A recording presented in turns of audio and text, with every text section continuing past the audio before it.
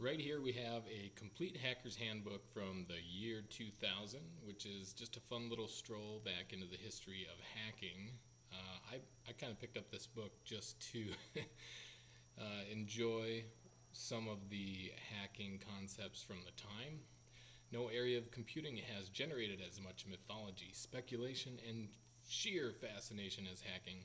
From Hollywood's perception of hackers as sinister, threatening cyber wizards, to computer trade's claim that such people are nothing more than criminal nerds.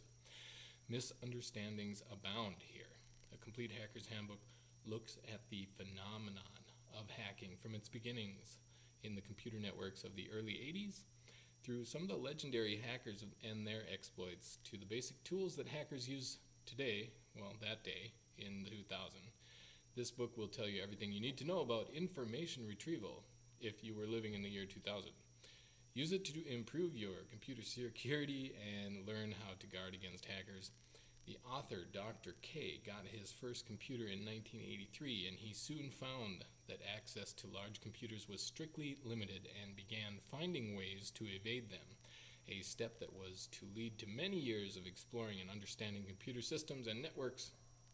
After attending a Dutch hacker conference in 1993, Dr. K dedicated most of his spare time to hacking on the internet, and soon after started the UK hacker e-zine Freak, that's with a PH, and Hack United Kingdom, so PHUK.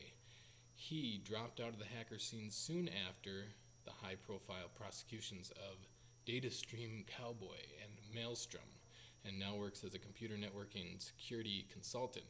Once again, I'll say this is a fun book to pick up if you just want to learn some of the history of hacking and know a little bit more about what happened back in the Wild West days of hacking.